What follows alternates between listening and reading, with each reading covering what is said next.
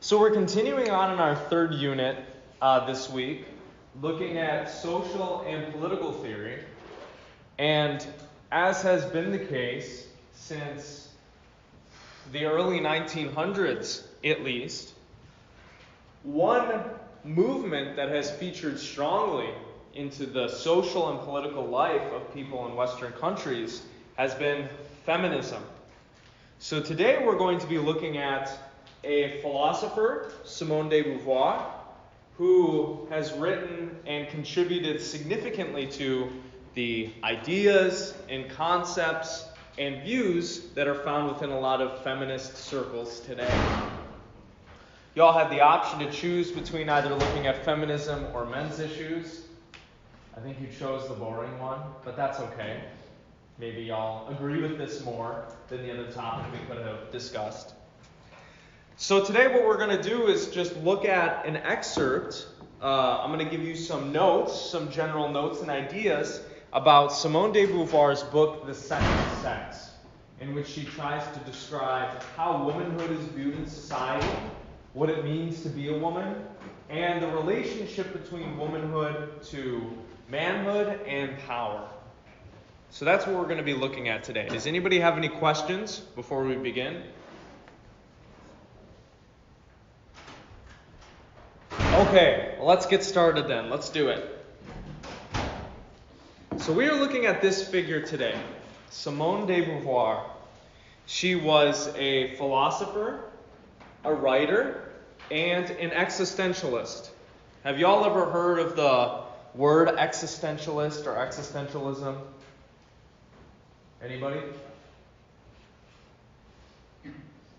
Nobody? This is like a big thing in philosophy. Became very popular during the middle to late 1900s. Existentialists were all concerned with what you might call the big questions of human existence. Do we have free will? Is there any objective purpose in life? Does my life have meaning? How should I live my life if there is or isn't a God? These are some of the big questions that existentialists were trying to answer. Simone de Beauvoir specifically was trying to answer these questions through the lens of what it means to live and be a woman in Western society during the 1900s. She wrote on specific existentialist questions like the aforementioned ones: is there meaning to life? Is there a purpose to life? She wrote a book on ethics. I believe it's called The Ethics of Ambiguity. She wrote on feminism specifically and social and political theory more generally. And she was someone who was swimming in a lot of different philosophical circles during this time.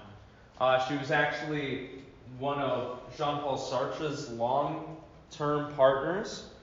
Although they weren't married, they had something like an open relationship, which was, different and kind of progressive for this period in time. But with regards to the feminist movement, she's been extremely influential in kind of setting some of the core concepts and ideas that feminists rely on today in order to make sense of their worldview, as well as women's place in contemporary Western society. So she's a really important figure. What we're going to be looking at today is just a brief excerpt, notes about just a brief section of this book, The Second Sex, that she wrote. I would encourage you all to read the rest of it because there's a lot going on in there that we can't talk about. But hopefully what I present to you today will be enough to give you a good overview of what's going on. So this is the book that we're looking at today, The Second Sex.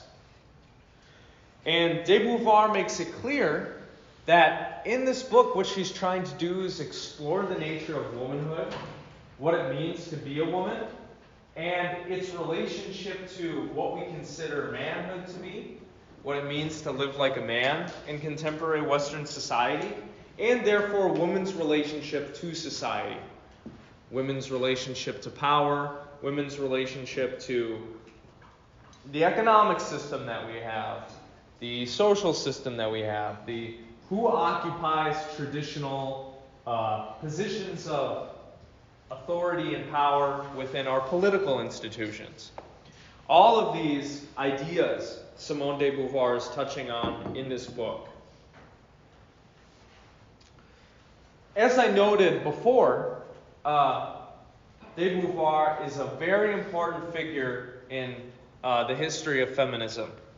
This book, The Second Sex, is basically one of the founding works of feminism that modern feminism now derives a lot of its ideas and concepts from. And so what I'm going to be presenting to you here today is probably a lot of stuff that you've already heard if you're kind of swimming in these feminist circles, or if you studied feminism yourself. A lot of this probably isn't going to be new to you. But when this was written, nobody had ever really made explicit some of the things that de Beauvoir was making explicit in this book. So it was kind of progressive and revolutionary and important for its time, even if we're looking at it today, we recognize, oh yeah, I've heard of this stuff before. So just keep that in the back of your mind. And in this book, again, she's trying to detail the relationship between womanhood and society, particularly Western society, although she's talking about womanhood generally in every society across the globe to some extent. Does anybody have any questions so far? Okay. So, before we continue on, what I'd like to do is ask you to talk to people sitting next to you. What do you think it means to be a woman? Or, to put it even more difficultly, what are the characteristics of womanhood? Talk about this with the person next to you. What does it mean to be a woman? See if you can come up with any answers. It's a hard question, right?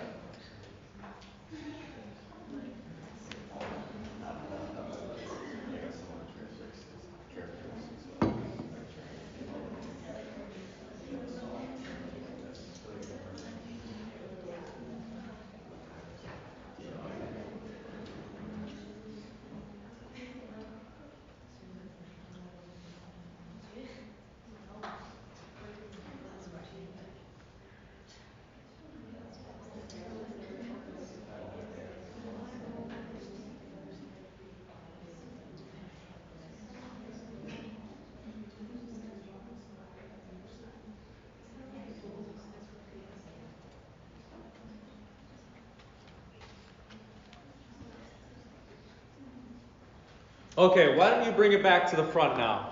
I'd like to ask you some questions. You might think they're silly, but try to answer them if you can.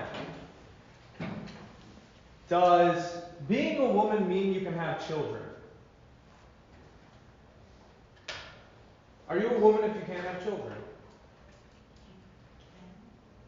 Yeah, I think a lot of people would say yes, right? So you don't have to have like a functioning womb, right, to be a woman, right? Does being a woman mean you have a certain color of hair? Does being a woman mean... are there essential characteristics to womanhood? As in, if you have these specific features, that's what makes you a woman? For example, particular set of genitalia or something? Does that make you a woman? What do you think?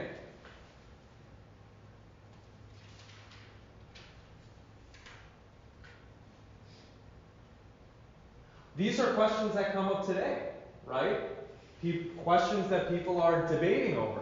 Some people think that there are essential characteristics that you need to have in order to be a woman. Some people think that's not the case. Well, these questions were also floating around, at least in de Beauvoir's head, when she was writing this book. Okay? She says that being a woman does not consist in having a particular biology, or in what we might call femaleness.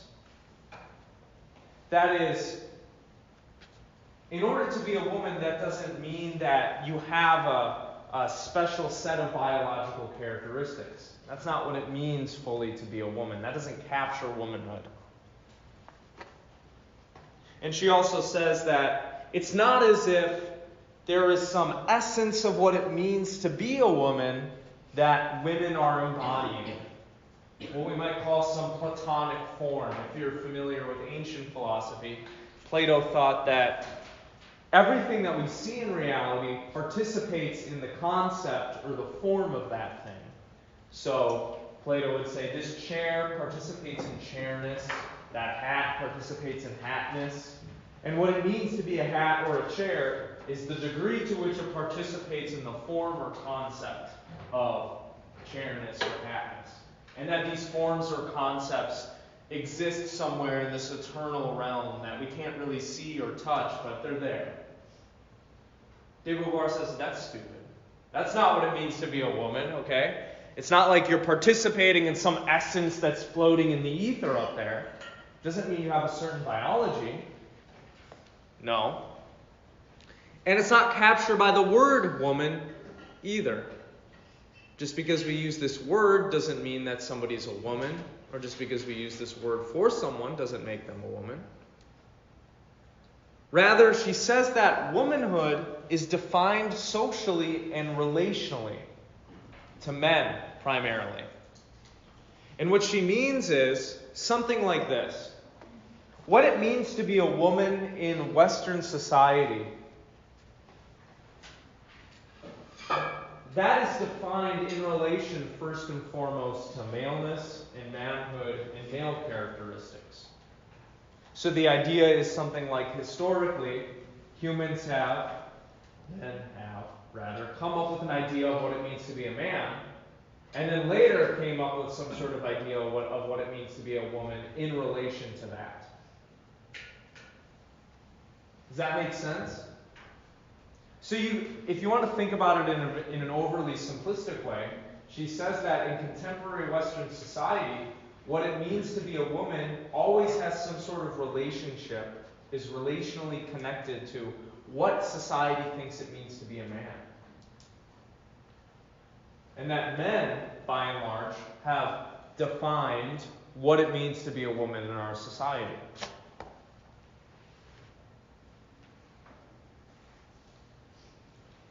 She says that one way that you can understand what it means to be a woman is thinking of this relationship that comes up a lot in existentialist philosophy of self to other. The idea is something like this. Everyone has a self. You have a self. You have a self. What your self is anything that's you. And the other is anything that is not you. So I am other to you. That chair is other to you. When you walk down the halls, in some sense, the other people that you walk by are other to you because they are not you. They are different and separate from you. Beauvoir says we should conceive of womanhood in a similar way. Men, or malehood, manhood, is taken as the subject or as the self, and womanhood is taken as the other in contemporary society. You can see where this is going to lead for Beauvoir. She's going to end up saying that on account of womanhood being defined in this way, on account of women being subordinated to men, women have undergone discriminatory and oppressive treatment throughout human history. But we'll get there. Let me use an example to help you understand what this self-to-other relationship is like. When you are on a train, let's say you're going from one country to another, the other people on the train, the strangers, are other to you. Because they're not you. You don't know what they're thinking. You don't know what their wishes and goals are. You don't know how they're going to act. They are separate and distinct from you. That's what it means to be other. So in some sense, even though we all have relationships in this room with one another, the people around you are other to you because they are not the same as you. They are a different person with their own dreams and wishes and potential to be unpredictable. And you don't know precisely what their otherness or their strangeness conceals. And so de Beauvoir says that this is how we should conceive of womanhood, is that it's defined first and foremost in relation to what it's like to be a man, which is not good. This isn't something that she is celebrating, just to be clear. She says that if we want to understand what it means to be a woman, because it's defined in relation to what it is to be a man, first we need to understand manness and maleness, which are distinct if you follow the idea that there is a distinction between sex and gender. So one of the ideas that she brings up is what it means to be woman is something defined in relation to what it means to be a male. We see this in literature and some of the founding mythologies and stories and narratives of contemporary Western society. Right? It says in the Bible, for example, that Eve came from Adam. Right? Eve in the story was made from the rib of Adam. So Adam existed first, and then from Adam, in some sense, relationally came Eve. We see it in our language as well. We sometimes refer to humankind as mankind, right? Or even we sometimes shorten that if you look at older forms of literature. Instead of saying humans, people will say man, right? Man has a terrible burden on this planet, right? So we see it in our language. We see it in some religious texts that form the basis of our society. Always, it seems, what it means to be a woman is defined in relation to first what it is to be a man, and what maleness is and what manness is. She says that man is taken to be the subject, to be the one or the absolute, taken as essential, the standard against which things are judged in society, understood to be rational or perhaps neutral, depending on the circumstances. If man is seen in these ways, as subject, essential, standard, rational, how are women seen in society? Just think about your experiences with how people talk about women sometimes.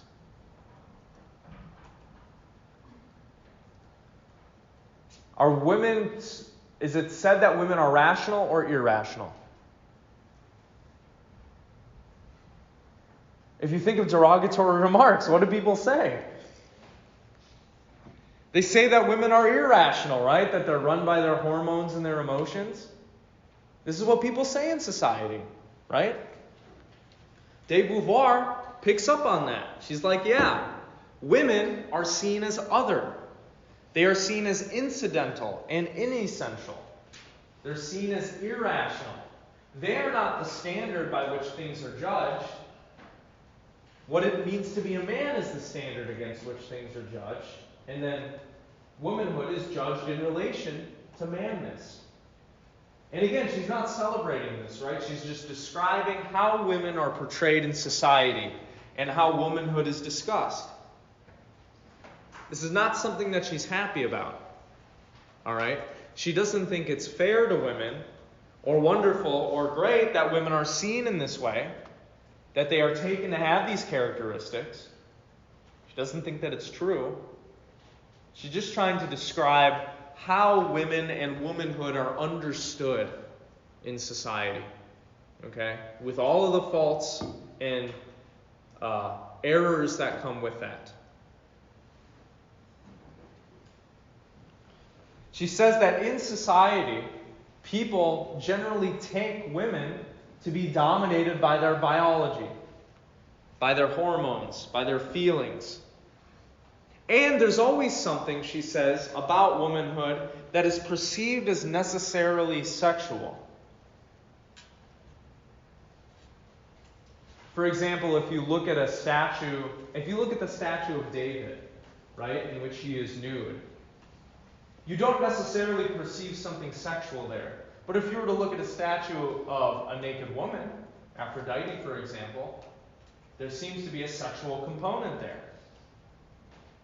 The reason that is seeing things in that way is kind of baked into our conditioning and our education. We are taught, in some sense, to perceive women sexually when their sexuality does not define them, right? We are taught to perceive women in certain ways that we are not taught to perceive men. Oftentimes we are taught, Beauvoir is going to say, and conditioned to speak of and conceive of women in derogatory ways. This isn't good, right? She's not praising this. But what she's trying to do is outline how womanhood and what it means to be a woman in Western society is conceived of. What do you all think about this? Do you think she is on the right track here? Do you think she's saying something correct? What do you think?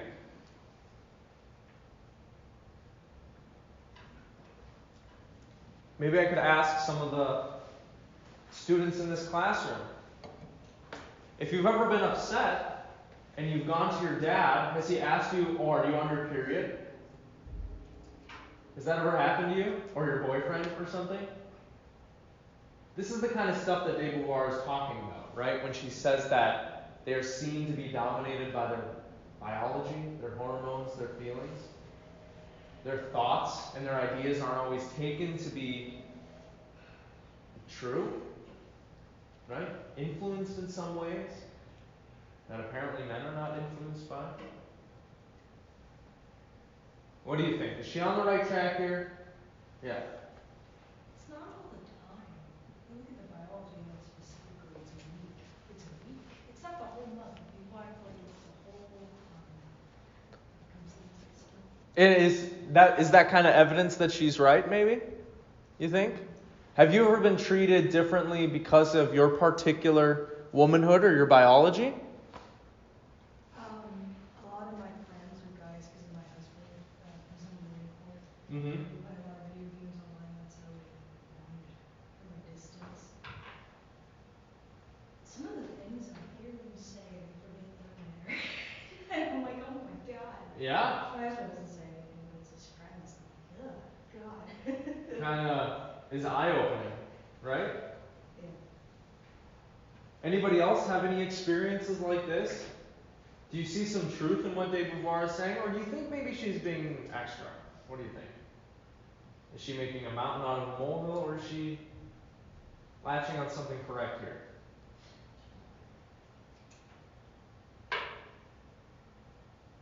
Well, as we go through the rest of the lecture, just think about that. Think about what she's saying. Think about if you can connect it to your own life experience, if you happen to be a woman yourself.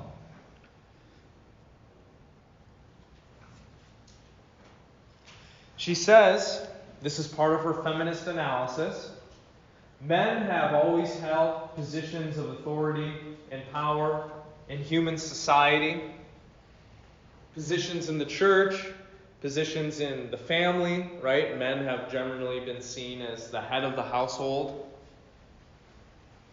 Positions in government, in companies, society generally.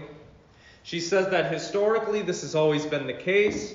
Men have always held these positions of power and authority, and the result of that is that women have been subordinated with respect to men. In some sense, they haven't been able to live their freest lives because they are stuck within certain social structures and habits that keep them from spreading their wings, so to speak.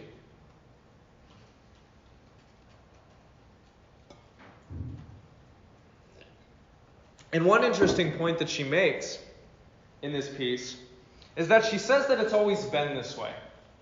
She says it's not as if some historical event caused women to become oppressed with respect to men. This is just the trend. It's been like this, she argues, basically since the beginning of recorded history. women have always been dominated and oppressed with respect to men. It's not the case that there was a turning point in history or some historical event that caused this shift. Rather, she argues, this is the way that things have always been. And she says, not to blame women, again, this is just a descriptive analysis. She's just trying to describe the way society works. She ends up saying that women have not resisted strongly enough to actually impart any social change. They have not made themselves what she calls subject, in the sense that, at least by the time that she was writing this, there hadn't been a lot of social movements of women coming together and actually fighting for a change of social and political circumstance. Women may have wanted to do this for a long time, but at least while she was writing this, there wasn't a lot of movement in that realm. There wasn't a lot of political change in that realm, liberating women from the oppressed circumstances that they found themselves in, and she would argue were conditioned into since the time that they were little girls. So, with respect to women's place in society, she says that men occupy the positions of power and authority. Men generally have more wealth than women.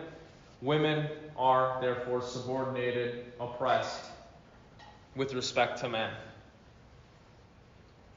And they're not able to really have the same kind of influence that men have in society due to these positions of power and authority. And she says that though this has been the case throughout all of human history, basically, it is still the case at the time at which she is writing this. She's going to look at various social conditions, economic conditions, and she's going to say women are not free to do what they want. Women are still dominated with respect to their husbands, with respect to CEOs, with respect to academic departments. There's discrimination that they have to face. Economically, they are not as well off as men, Beauvoir would have said around this time. Because during this time, it was mostly men who were working, right? And men who were taking on these leadership roles and therefore getting wealth for themselves. Women were barred from some of these positions and roles. And so she'd say, yeah, economically and socially, women are a lot worse off than men. And this isn't good, right? Something should change here.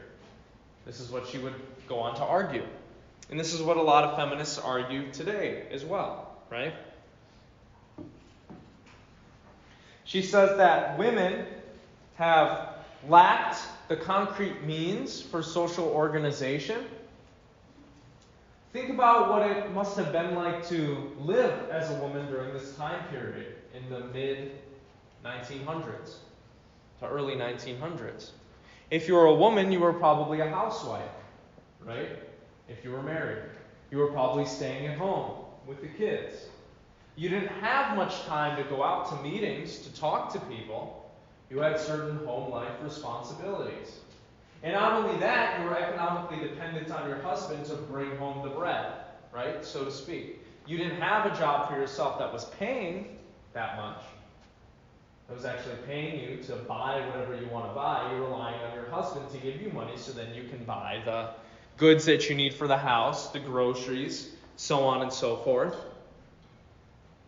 Women probably didn't have a lot of time or energy or ability to be part of these clubs that might advocate for social change, even though this is something that was becoming more popular during this time period.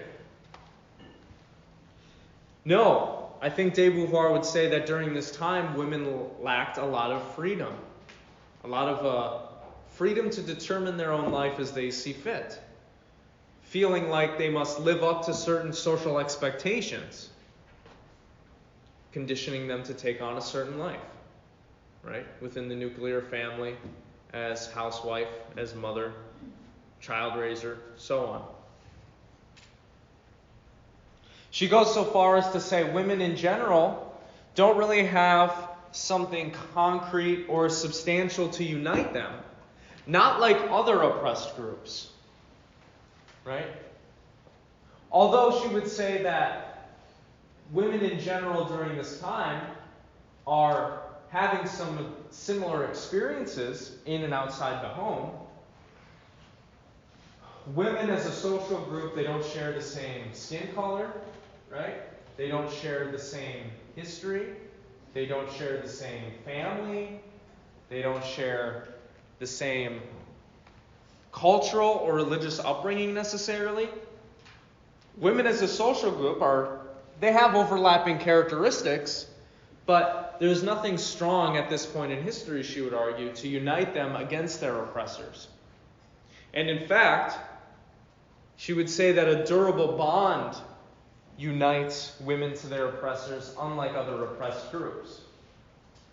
Whereas nothing is really uniting black people during the time of slavery in the U.S. to whites, except for some spurious, coincidental conditions. What's unique about women is that, according to Beauvoir, they are always going to be linked to their oppressors in some way. Does anybody know what this link is? It's not hard. Just think about it. What do men and women do? How do we keep the human race going? Have sex.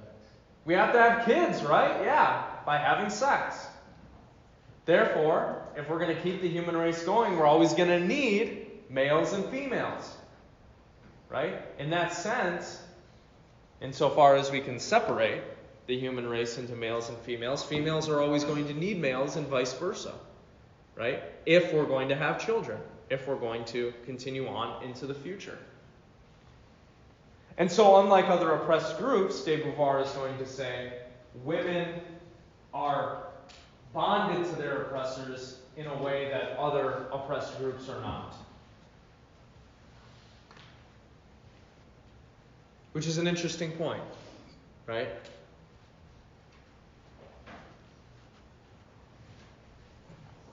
Does anybody have any questions so far?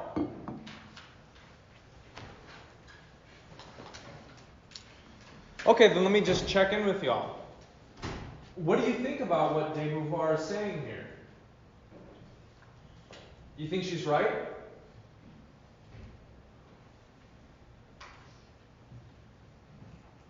Or are you all too afraid to offer your opinion?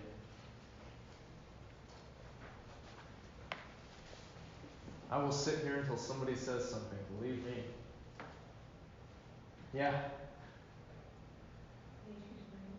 You think she's right? About everything so far? Or have you heard anything that seems wrong to you?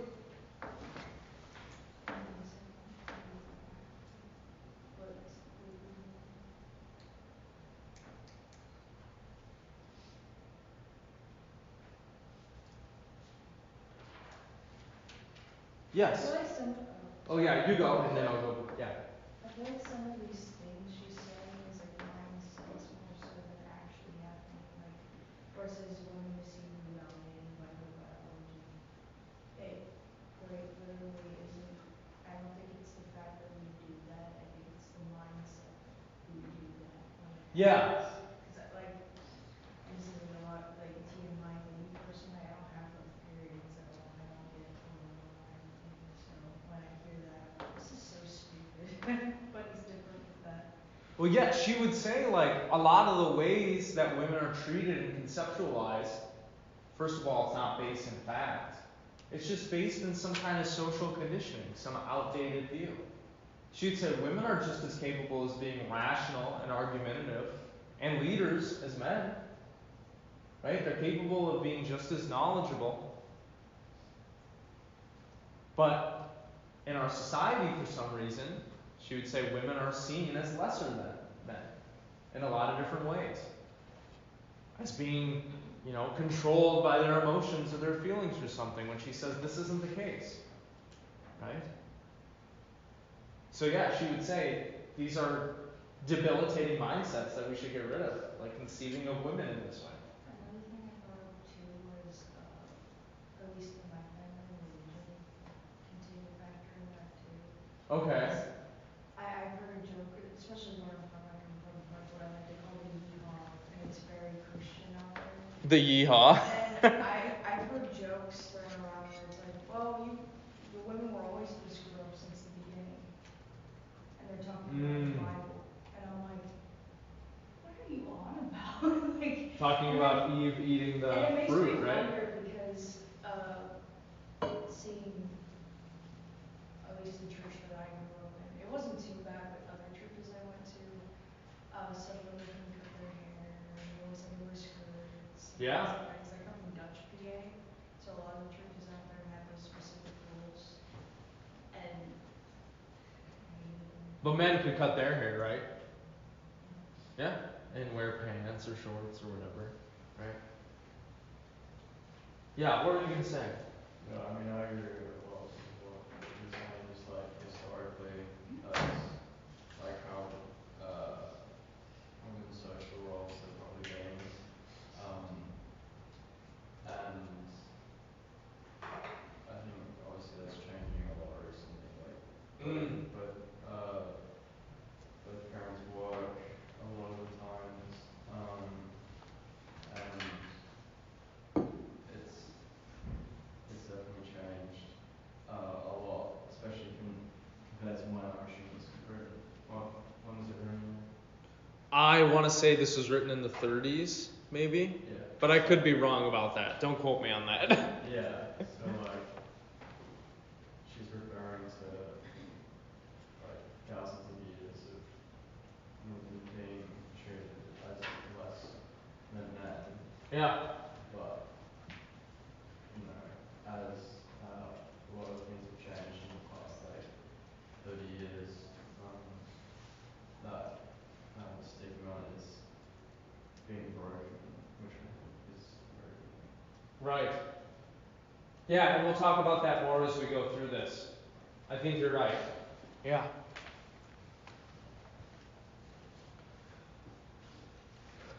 And so one way, in order to make sense of what de Beauvoir is saying, we could conceive of her critique of contemporary society and the way that it sees and treats women through an existentialist lens. That might help us understand in a deeper, more fundamental sense what she's trying to get at here.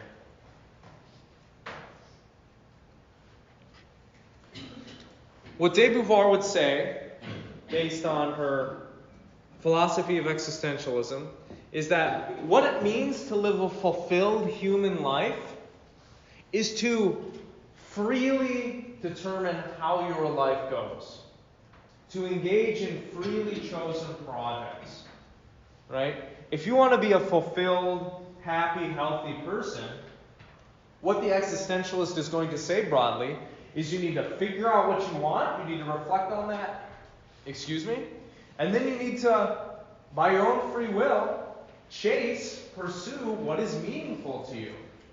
Instead of being shoehorned into a particular role, or a particular job, or a particular life, following your life path that resonates with you, that is meaningful to you, out of your own free will, is what's going to be fulfilling.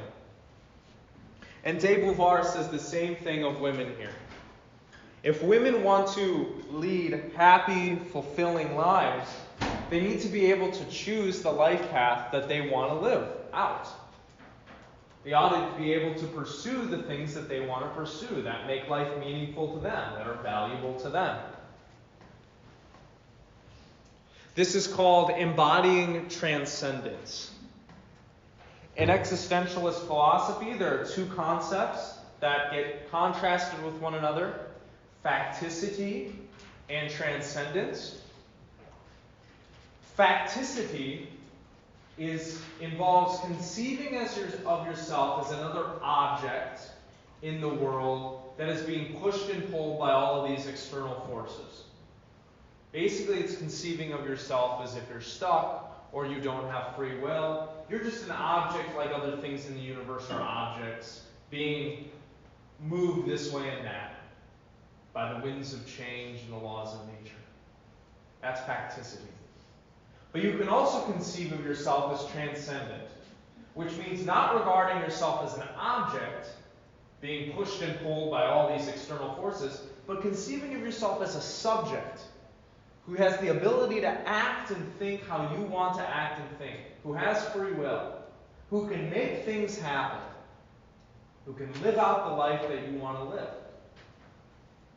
This is what it means to embody transcendence, is to conceive of yourself as a subject who has the ability to live the way that you want to live.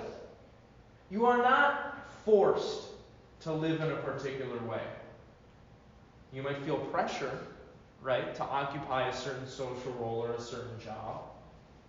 But choosing and pursuing what you want, what you find valuable out of your own free will, pressure be damned, is what it means to live a transcendent life. And this is what Beauvoir would say women need to be able to do. Insofar as women are defined in relation to men, dependent on men, and rendered othered by men, their possibility for transcendence is squashed. Insofar as women are stuck in the home, or they're stuck being mothers, or they're not allowed to take on a job, they're not allowed to dress the way that they want to dress, read what they want to read, all of these things are constraining, not allowing women to live out their best life. A life that has meaning to them, a life that is valuable to them.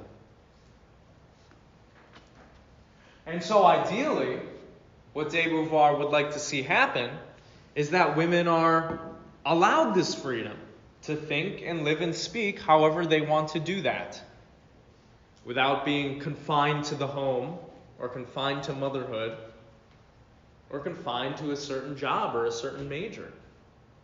Whatever it is. She says that womanhood is a product of civilizational and social practices. She says, woman cannot be other than what she was made to be. In this sense, we get the idea that what it means to be a woman in some sense is socially constructed, according to Simone de Beauvoir.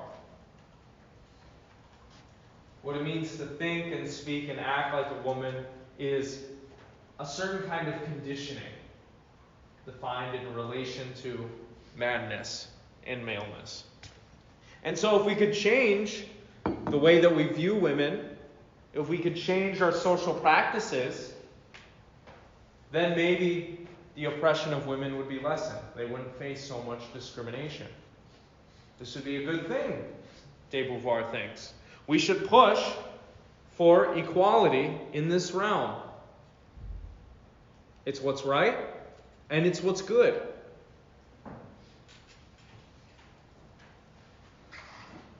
She says that, we want to establish equality, but if we want to establish equality among the sexes, that is going to require a moral, a social, and a cultural revolution. We're going to have to completely change the words that we use, our concepts of things, our social practices out in the world. We're going to have to change what we conceive of as normal in society, right? Up until recently, it was normal for a woman to stay in the home, right? And be a homemaker and a mother.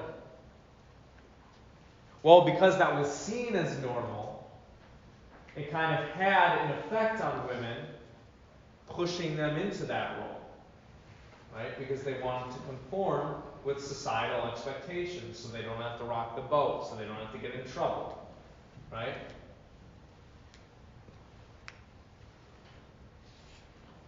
What is constraining about living in the kind of society that we live in is that both sexes project their expectations onto one another, which constrains human life, right?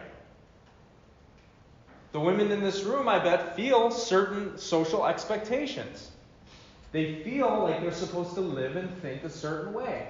Perhaps that they're supposed to go into a certain area of study, get a certain job, live out a certain way of life for your future husband or wife or whoever it is.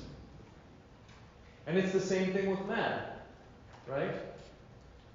Why do you think men take on the jobs of bricklaying and garbage collecting and oil drilling? Do you think it's because they think it's fun?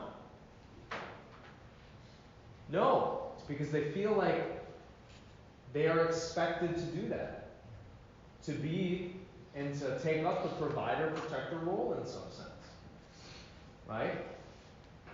And so there are expectations placed on both men and women, different expectations, but these expectations in these social roles constrain us. Okay? Some of the ones that she mentions, except for this last one, is that at least in academic environments, it's expected kind of women during her time to shut up and be dumb and not to say anything.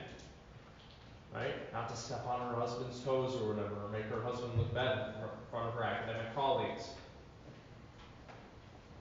One that you might see today, right, is that men are expected to be tall if you look at the flip side of things. If any of you are on Tinder or Bumble, you know that this is true. Right? It's kind of funny. You must be this tall to ride this ride. That's a social expectation, right? Kind of silly.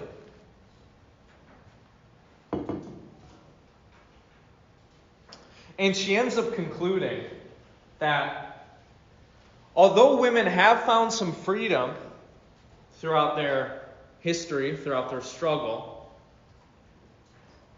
the reason why this is the case is that men have granted women freedom because they thought it's been good for them to do this.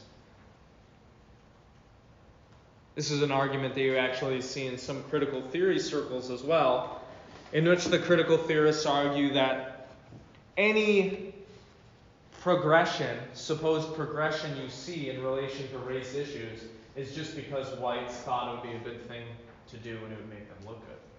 Not because they actually care, for example, about black people.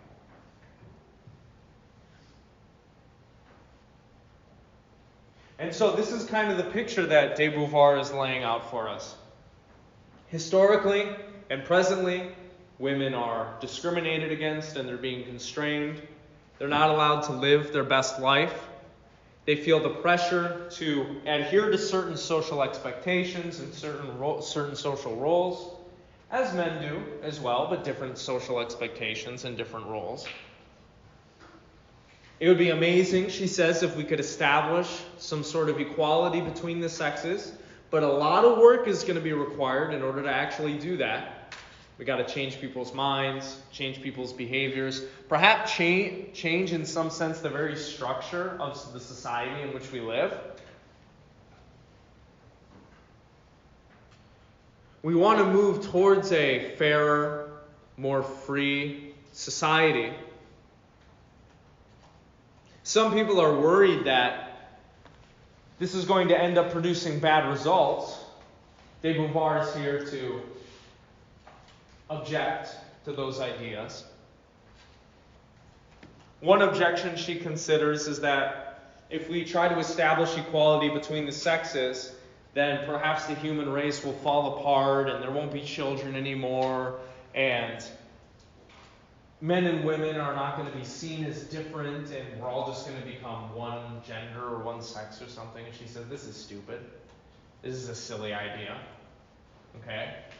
Pushing and establishing equality of the sexes is not going to eliminate the differences between people.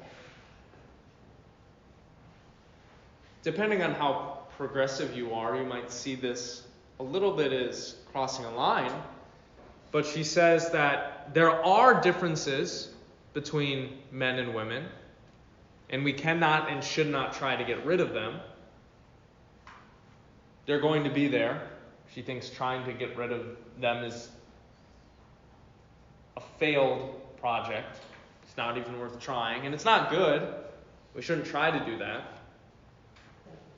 And she tries to convince the reader near the end of this piece that actually establishing equality between the sexes is not going to have bad consequences like a lot of people thought during her day.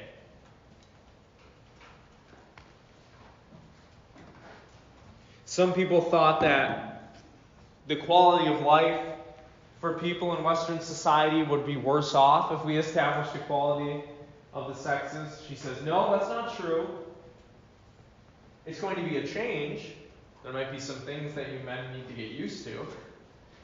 But actually, quality of life for both men and women are going to improve. People are going to be happier and better off, freer to choose the life paths that they see fit. And she says that relationships between men and women are actually going to get better on account of this, not worse. People are going to learn to love each other for the transcendent subject that they are, instead of trying to shove them, constrain them into a particular social role or way of life. She implies that if we could establish equality of the sexes, love would take its truest, best form.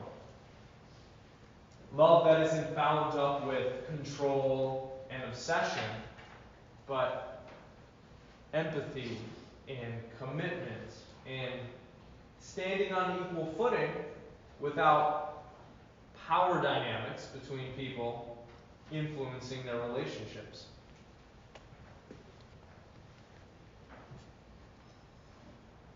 This is the kind of future that de Beauvoir is hoping for, is longing for. And I think, as we have seen, at least within the last 50 years, things have changed, right? I think on the feminist front, progress has been made with respect to opening up new doors and opportunities for women in academics, in the workplace, and in other areas of life. There has been social progress. But what are the current state of things? Is everything all good now? Do we think that, yes, men and women now are on equal footing? Do we need to do anything else? Or is there still work to be done? The payment's still different. Say that again? The payment's still different. Women are still paid less. Okay, how much? I'm not sure. I'm gonna be honest. But there's still this wage gap, you're saying? And that's unfair, we should get rid of that. Anything else? Is there anything else that we should be doing or fighting for, or? So just interesting, yesterday, I was speaking to one of my friends who is applying, I wouldn't say where, but for certain positions, and he got told no because the position needs to be a girl. So that would seem to imply that the pendulum has shifted to the other side, perhaps? In some situations. What do you think? I think somebody could argue that, no, that's fair because we need to make up, for the oppression that women have faced. So now for 2,000 years, women should be in those roles. What do you think? That's not quality then. Is that fair, or would that be unfair? What do you think? Uh, Or maybe you don't want to comment on it. That's I okay. can comment on that, I guess to certain people that would be considered justice or fair, but I think you're gonna have 2,000 more years of people taking opioids for being oppressed and not being able to live a life that they could have, which is probably what has happened. Okay. There are a lot of questions that we could be asking about de Beauvoir's analysis, right? A lot of things that we might want to take into consideration, even if we agree with the majority or all of what she says. Would you say that women are still oppressed today in the United States? You hear a lot of people saying this. Women are still oppressed. Do you agree with that? And if so, how are they being oppressed? I mean, you saw like the gender, like pay wage gap, and like it's gonna take like 200 years or something to just so that women are making the same amount of men for the same positions. Like, it's not like, oh, the men are like, the women are less qualified, like same qualifications, women are getting paid less, and that's that's a form of oppression. It's gonna take like a long time for that to sort of phase out. Okay. And obviously what goes along with that is the idea that it's unfair, right? It shouldn't be like that, right? Anything else? Can you think of other ways? Or how do people nowadays say that women are oppressed in the United States? This is a really specific version of it, but because I feel like beauty standards and social media can be affiliated with that. Because it influences Interesting. how we're supposed to look apparently. That's I've always struggled with is like I should look like that person on the magazine and I don't want to look like that person Right. for growing up. So I was like it's more of like a who you are fashion.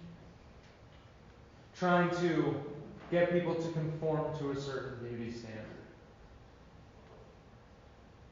And you would say that's an example of oppression? It's not like huge compared to like the wage gap, but like I would say that's a current day form of it. Okay. Anything else? What have your experiences been? Yeah. I'm gonna bring it up because it pisses me off every time I'm reminded of it. Why do I have to pay $5 for a razor because it's pink when you guys get to pay like $2.75 for the same exact thing? It'll never not fail to piss me off.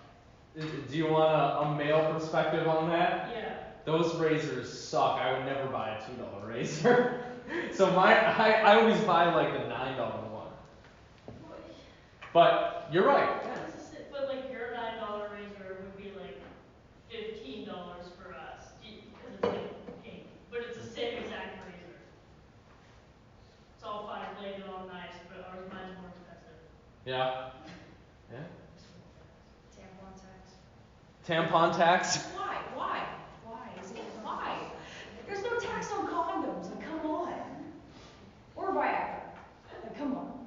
There's a tax on Viagra. Yeah, I don't know about that one. I can't say I know that much about Viagra though, so I'm gonna throw my hands up there. And any other ways? How do people say that women are still oppressed nowadays? With Roe v. Wade being overturned, it controls women more on their choice of their atomic body. Ooh, that's a big discussion, isn't it? Abortion. We could talk about that for another hour and a half. But yeah, a lot of people are going to say that that's not fair. That's not cool, right? Women should be able to have that freedom over their body. Would we say that things have gotten better or worse for women? Or neither? Things have stayed the same? What's your general sense of things? I'd say it's fair. I'm not gonna be completely negative and say it's horrible, drastically terrible. I don't think it is. We're not being forced to live in a cabin anymore and like cook and clean and marry at 12. Yeah. Yeah. So Hopefully there's not too many 12-year-old marriages happening in the US anymore, right? But it depends on where you're at maybe. But yeah. So there's been progress, would you all say? But it's still not where it should be. I think a lot of you would argue, right? There's still work to be done.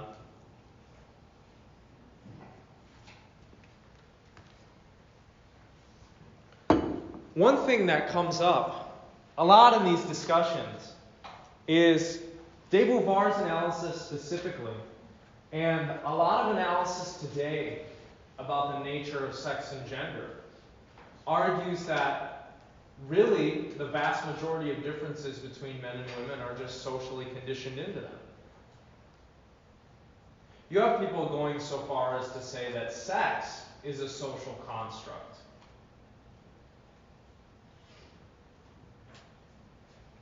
What do you think about this view? Do you think that there are real biological differences between males and females? And to what extent do these differences, I don't know, determine an individual's life path? Yeah, Jordan. I think there's like a lot, like there's like major differences, like just in like hormonal wise, like testosterone and estrogen, like that controls how we think and act. Like, Okay. so like just like biologically, like yeah, there are differences. Can you name any others off the top of your head? Just like how we go through puberty and like what happens to our bodies, like it's different. It's not the same. And it changes how we think. That's interesting. So you would say that these like chemical and biological differences end up manifesting in how we think about ourselves and the world around us? They have some influence on that? I think a lot of people would agree with you. It's becoming a more popular view, though, that those differences, if there are differences in there, they don't really matter that much. And really what makes men and women different is how they are brought up and the kind of socialization and conditioning that they have. Does anybody feel partial to this view? Maybe? No, maybe so. It's tough, right? Because especially within political circles nowadays, what has become a hot topic to discuss is trans identity. Right? And people are arguing about what trans means and what it doesn't mean. And whether or not trans women should be allowed in women's sports. It was actually a topic that I taught on last semester. We had a huge debate about it in class, which is really interesting. So, we might say that a lot of Beauvoir's analysis is correct, but insofar as people are now questioning the very nature of identity and what it means to be a man and a woman more nowadays, some of these critiques, you might say, are becoming less powerful if we decide to throw out the idea that there are real biological differences between males and females, between men and women, etc. You're going to have to think about this issue for yourself and figure out where you stand on it and what you believe. But I would encourage you to spend some time thinking about this because these issues are important, right?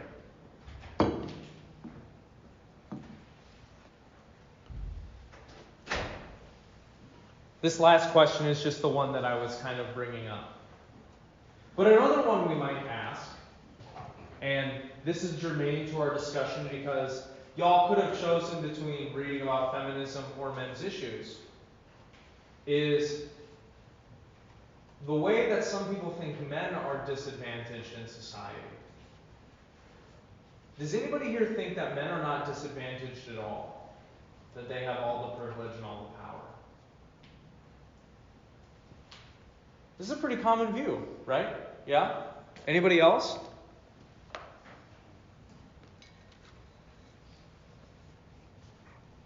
I don't see a lot of you raising your hand, so you must think the opposite. How are men disadvantaged if they're not advantaged across the board?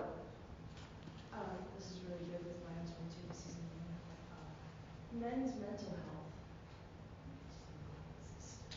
health. What about it? I feel like it's not talked about enough ever. Okay. Like they're just taught to just suck it up and be a man and go and do it. When there's a lot of repercussion that can come with it too. And especially if they are the ones in power and authority, they just right? gotta deal with what they go through. Because they're a man. They have to be a man. And I hate that. I hate it so much. So there's that social expectation to not really talk about their feelings. Yeah, they're not allowed to feel. They're not allowed to have emotions, or else they could be seen as weak. It's so dumb. I hate it. I also agree that it's dumb. Yeah. It's so dumb. Yeah, Jordan. I was gonna go like the mental health route too, but then also like thinking like in situations like I don't know, like I watch like the Titanic and stuff, like it's like women and children were like saved first, like they have like more value like in a social construct in a way. That's an Like, interesting point. The men had to like stay on. It's like women and children. Yeah, there were actually a greater proportion of women saved from the Titanic than children. And some people have argued that if you go into these really misogynistic circles, that society is gynocentric, that society loves women and hates men. But that's kind of a fringe view. Anything else? How about the draft?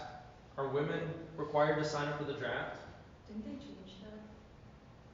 I don't think so. Did they? I remember a year ago they were looking into it. Possibly. That would be more fair. Maybe we shouldn't have anybody being drafted, though. I don't know. Depends on how you feel about war. When you look at the issues from the feminist side and from the men's issues side, if you end up doing any research into that, both groups are going to say that men and women are disadvantaged and advantaged in different ways.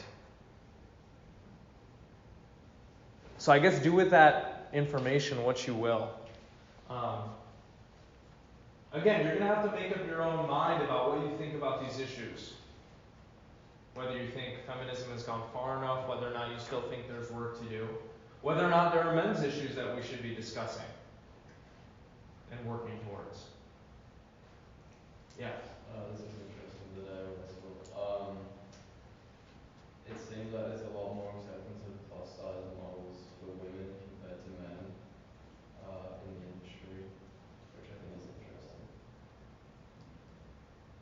Now that you say that, I can't think of any plus size male models on covers of magazines and stuff. That's interesting. Yeah, were you going to say something, Ben? I will now. But, Sorry. no, I was just thinking about when parents get divorced, the woman normally gets the kid in that situation, even despite maybe that mom not being the best mom. It's normally in favor of the mom. Because there is this view that women are supposed to be mothers, so they'll be like the better parent to the child or whatever. Yeah? Just another example. In any case, this is the last we're going to say about feminism and about men's issues or whatever. So does anybody have any questions or concerns or comments? Otherwise, on Thursday, we're going to move to a new topic. I think the point where I ran into this problem was this was before I got diagnosed with anything. I wanted to do the Marine Corps to help pay for college. This is before I met my husband too. And my dad, when he was like, oh, what MLS? I'm like, I want to do a common after some student. He's like, don't do anything traumatic. Why? He's like, because you will die. You will die. We're too small and weak to do that. That's basically what he told me. Like in any hand-to-hand combat with a guy, I'm like, that makes me feel wonderful. And if I were to get attacked in public, what's the difference? Yeah. That's scary, right? Well, even that idea of the physical size and strength difference between men and women, it governs our lives in a lot of ways, right? I don't feel scared walking down the street late at night, but I'm betting a lot of you do, especially if a man is going to cross your path, right? I don't know. Interesting. All right. Well, thank you for coming. If you didn't sign the attendance sheet, please do that. Otherwise, I will see you on Thursday. Thank you, folks.